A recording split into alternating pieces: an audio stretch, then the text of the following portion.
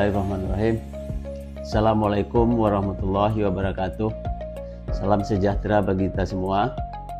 Perkenalkan, nama saya Dr. Abdul Rahman Cemda, SPMSI, NIDN 0116 0664 02, status dosen tetap, institusi Universitas Muhammadiyah Sumatera Utara, unit Fakultas Pertanian dengan prodi agribisnis. Adapun mata kuliah yang saya ampuh adalah pertama, perencanaan pembangunan wilayah, dan yang kedua, kebijakan pembangunan pertanian, ketiga, pengantar ilmu pertanian, 4, strategi kebijakan bisnis, dan kelima, studi kelayakan bisnis. Pada kesempatan ini, saya membawa mata kuliah perencanaan pembangunan wilayah dengan bobot 2 SKS pada semester 6. Deskripsi singkat mata kuliah ini adalah mata kuliah ini membahas pertama, perencanaan dan kebijakan pembangunan wilayah dalam bidang pertanian. Yang kedua, pengertian dan kebijakan pembangunan wilayah pertanian. Kemudian yang ketiga, penerapan ilmu perencanaan wilayah di Indonesia. 4, perkembangan perencanaan pembangunan wilayah. 5, ruang dan perwilayahan. Kemudian arti dan ruang lingkup perencanaan regional. Pertumbuhan regional dan perencanaan pembangunan wilayah pertanian. Kemudian setelah menyelesaikan materi mata kuliah ini, mahasiswa diharapkan mampu pertama, menghargai keanekaragaman budaya, pandangan, agama dan kepercayaan serta pendapat atau temuan orisinal orang lain. Yang kedua, bekerja sama dan memiliki kepekaan sosial serta kepedulian terhadap masyarakat dan lingkungannya. Yang ketiga, mengambil keputusan secara cepat dalam konteks menyelesaikan masalah di bidang keahlian berdasarkan hasil analisis informasi dan data. Keempat, melakukan proses evaluasi diri terhadap kelompok kerja yang berada di bawah tanggung jawabnya dan mampu mengelola pengajaran secara mandiri. Yang kelima, mengambil keputusan yang tepat di bidang agribisnis berdasarkan informasi dan data yang relevan. Menjelaskan konsep perencanaan dan kebijakan pembangunan wilayah pertanian. Yang ketujuh, menjelaskan perkembangan perencanaan pembangunan wilayah. Yang kedelapan, menjelaskan ruang dan perwilayahan. Kesembilan, menjelaskan arti dan ruang lingkup perencanaan regional. 10, menjelaskan pertumbuhan regional. Kemudian yang ke-11, menjelaskan perencanaan pembangunan wilayah pertanian. Kemudian dalam proses pembelajaran dan pengajaran saya menggunakan metode delivery, interaction, dan assessment. Dalam penyampaian materi, saya menjelaskan secara langsung dengan ceramah dan tanya jawab, sehingga tercipta interaksi secara langsung di dalam kelas. Sedangkan asesmen saya melaksanakan 4 bagian. Pertama, pemberian tugas mandiri yang berbobot 30%. Kemudian pemberian tugas terstruktur juga berbobot 30%. Lantas pembelajaran tatap muka juga memiliki bobot 30% dan attitude-nya diharapkan di sini 10%. Lantas video ini bertujuan untuk melengkapi berkas pernyataan diri dosen PDD UKTPT bidang pengajaran dan memenuhi syarat sertifikasi dosen tahun 2025. Demikian penyampaian saya, dan saya akan menampilkan video pembelajaran mata kuliah perencanaan pembangunan wilayah. Selamat menyaksikan. Wassalamualaikum warahmatullahi wabarakatuh. Assalamualaikum warahmatullahi wabarakatuh. Waalaikumsalam warahmatullahi wabarakatuh. Baik, pada siang ini kita mempelajari pokok bahasan konsep wilayah dan tata ruang. Ini pertemuan ketiga bagi RPS kita. Untuk kita teruskan nanti pada pertemuan akan datang, pertemuan keempat, 5, dan seterusnya. Nah, sekarang kita bahas secara tuntas itu apa konsep wilayah dan tata ruang yang kita peroleh dari perencanaan pembangunan wilayah. Baik, pengertian wilayah. Wilayah adalah bagian atau daerah permukaan bumi yang dibatasi oleh kemampatan tertentu yang bersifat khas dan membedakan wilayah tersebut dari wilayah lainnya. Nah, ini pengertian singkat tentang apa itu wilayah. Nah, kemudian perwilayahan.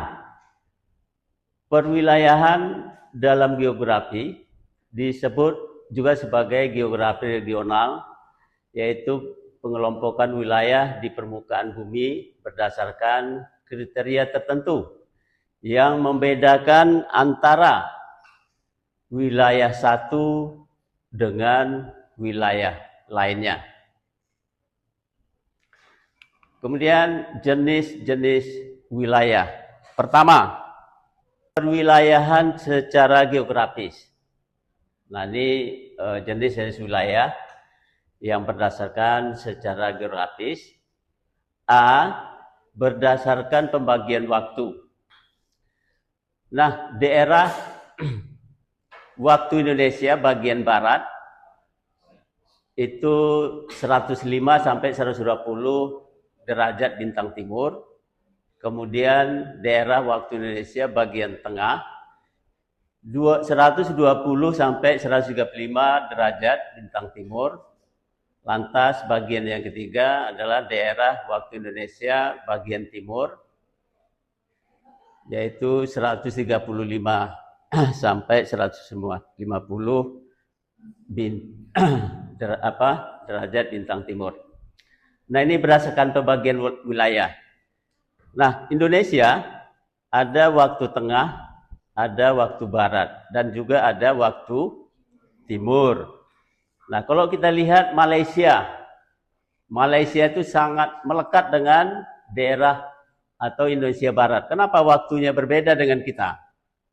Nah, tentunya Malaysia itu mempunyai martabat ke daerahnya sendiri. Malaysia dapat menentukan waktunya sendiri sesuai dengan geopolitik mereka. Nah, yang B,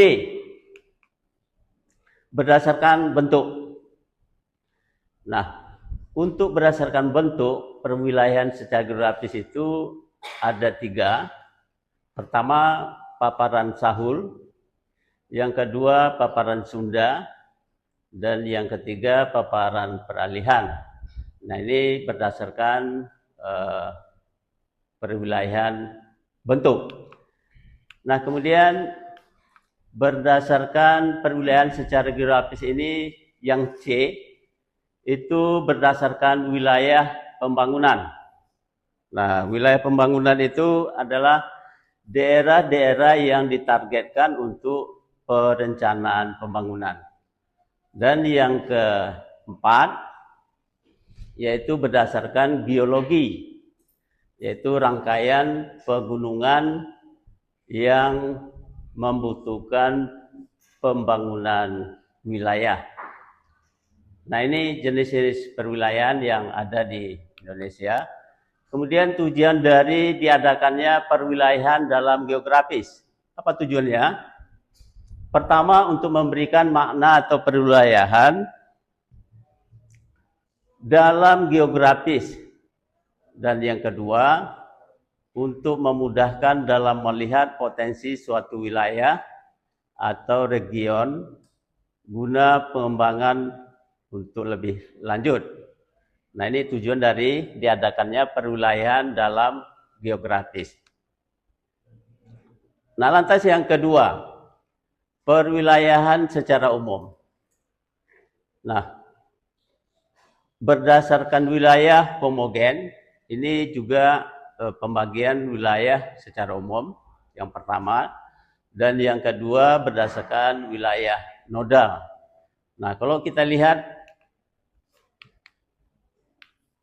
perwilayahan nodal ini ada suatu daerah kawasan, katakanlah Medan. Di sini ada beberapa daerah belakang seperti Binjai misalnya, adanya Deli Serdang, adanya Serdang Bedage, semuanya memberikan topangan kepada kota Medan. Ini daerah berdasarkan wilayah nodal.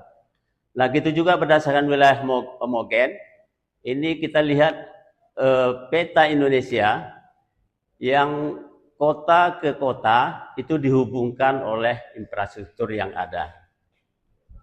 Nah, kemudian yang ketiga, wilayah perencanaan. Dan yang keempat, wilayah administrasi. Nah, yang dimaksud dengan wilayah perencanaan adalah wilayah-wilayah yang di dalam program pemerintah itu diadakan perencanaan tertentu sehingga dapat mencapai tujuan-tujuan tertentu. Kemudian juga yang keempat adalah wilayah administrasi. Pembagian wilayah administrasi ini itu langsung dibagi menurut pembagian wilayah-wilayah, katakanlah wilayah provinsi, wilayah kabupaten kota, dan yang terkecil itu adalah wilayah kecamatan atau desa. Nah, ini perwilayahan secara umum yang kita bagi secara 4 bagian. Mungkin ini yang dapat kita sampaikan yang terkait dengan perencanaan wilayah dan tata ruang. Untuk lanjutannya, kita buka sesi tanya jawab seperti biasa. Jika nanti pertanyaan kalian tidak bisa saya jawab, saya akan bawa ke forum tim teaching untuk kami diskusikan secara bersama untuk mendapatkan jawabannya. Tetapi jika pertanyaan itu dapat saya jawab langsung di kelas ini, maka persoalannya dapat tuntas pada hari ini juga dan di dalam kelas ini juga. Baik, untuk sesi pertama 3 pertanyaan, silakan bertanya, sampaikan nama, pertanyaan apa, silakan. Saya Pak. Ya, silakan sebutkan nama dan sampaikan pertanyaannya. Baik, sebelumnya saya mengucapkan terima kasih kepada Bapak Cemda yang telah memberikan kesempatan kepada saya untuk bisa bertanya pada sesi diskusi kita pada hari ini. Sebelumnya perkenalkan, nama saya Afrina Mora dengan NPM 2204-3090. Nah, tadi itu kan Bapak udah ngejelasin terkait tentang penentuan batas wilayah antara batas wilayah timur, terus ada juga barat, dan juga yang terakhir itu ada terkait batas wilayah bagian darat dan juga laut Indonesia. Nah, pertanyaan yang ingin saya tanyakan itu masih terkait tentang penentuan batas wilayah juga. Pertanyaan itu adalah bagaimana penentuan batas wilayah darat dan laut saat ini. Mungkin itu aja pertanyaan dari saya. Terima kasih. Baik, bagus sekali pertanyaannya. Sekarang kita tunggu pertanyaan yang kedua. Silakan. Izin Pak, saya Pak. Ya, silakan. Baik. Saya ucapkan terima kasih Pak telah memberikan saya kesempatan untuk bertanya tentang materi kita, yaitu tentang perencanaan konsep wilayah dan tata ruang pada hari ini.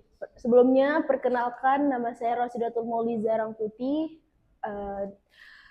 Pertanyaan saya itu Pak, bagaimana mengelola batas wilayah Indonesia saat ini menurut Bapak? Baik, bagaimana cara mengelola batasan wilayah Indonesia untuk saat ini? Baik, satu lagi, silakan. Saya Pak. Ya, silakan. Oke. Pak, terima kasih. Perkenalkan nama saya Muhammad Najari. Saya ingin bertanya terkait materi kita pada hari ini, yaitu tentang wilayah. Baru-baru ini kita ketahui Pak, bahwasanya daerah Sumatera Utara lagi menghadapi masalah dengan wilayah Aceh Pak. Jadi Pak, pertanyaannya itu adalah apa penyelesaian 4 pulau yang disengketakan ini terkait penetapan wilayah Aceh dan Sumut yang menjadi perbincangan baru-baru ini Pak. Itu saja Pak, terima kasih. Baik, ini memang berita hangat ini, pertanyaan ketiga. Ada 3 pertanyaan yang luar biasa pada hari ini. Dan kelas ini saya jempoli setiap kali kita pertemuan. Pertanyaannya bagus-bagus dan memang kelas ini adalah kelas yang mempunyai sistem pembelajaran yang bagus, motivasi belajarnya juga bagus. Dan saya pesan supaya ini cara belajar yang harus ditingkatkan. Ada semacam aksi interaktif antara dosen dengan mahasiswa dan mahasiswa dengan dosen. Hubungan yang saling ini mungkin harus kita pertahankan. Begitu juga dengan mata kuliah yang lain. Sesuai dengan pertanyaan yang pertama, penentuan batas wilayah darat dan laut sekarang ini dapat merujuk kepada penetapan garis batas teritorial negara, kemudian itu juga batas daratan maupun perairan yang diatur oleh hukum nasional dan juga hukum internasional. Dan kita hukum internasional dan hukum nasional ini dapat mengikat batas-batasan penentuan daripada masing-masing negara, baik negara tetangga maupun negara Indonesia yang kita cintai ini. Kemudian pertanyaan yang kedua,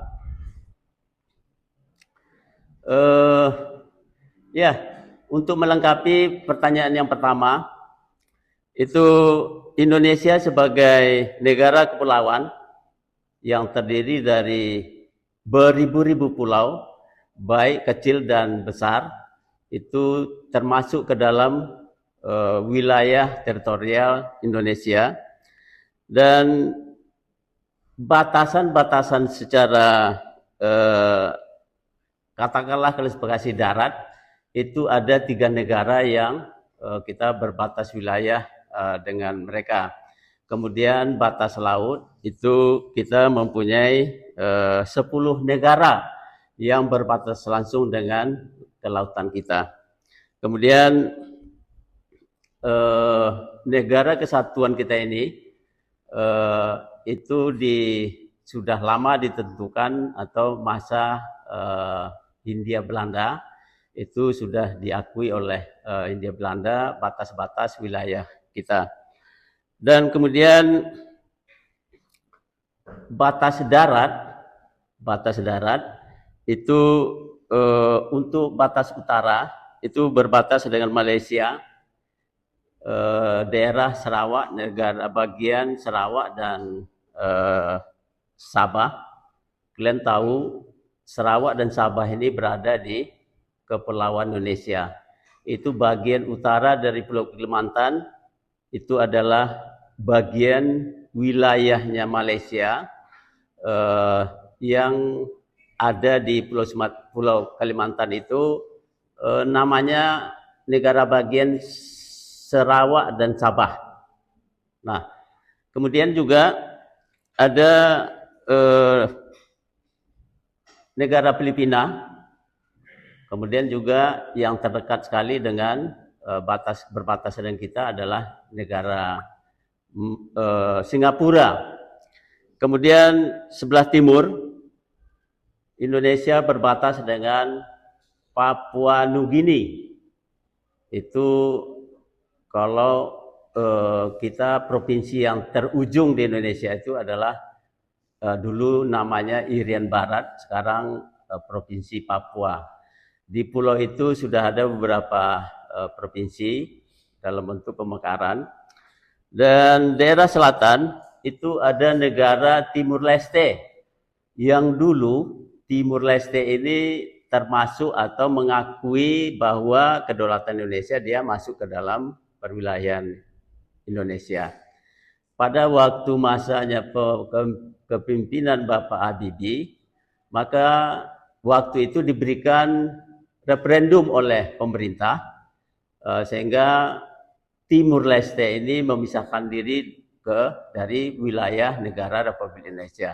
Itu batas darat dari Indonesia. Kemudian batas laut. Batas laut Indonesia itu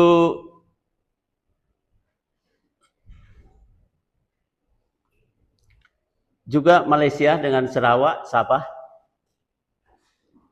Filipina, Singapura, Papua Nugini untuk timur, kemudian Tenggara Timur, Tenggara itu Timur Leste, dan kemudian selatan Timur Leste juga, termasuk juga negara atau pulaunya benua Australia, dan kemudian Samudra Hindia.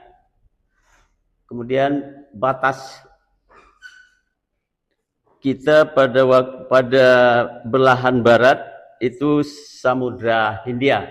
Nah, itu batas-batasan secara sah negara Republik Indonesia, baik menurut batas darat maupun batas laut. Kemudian pertanyaan kedua ini juga pengelolaan batas-batas Indonesia saat ini. Itu pertama, pengelolaan penentuan batas wilayah laut Indonesia adalah melibatkan berbagai aspek, termasuk aspek hukum, masalah teknis, dan juga aspek diplomatik.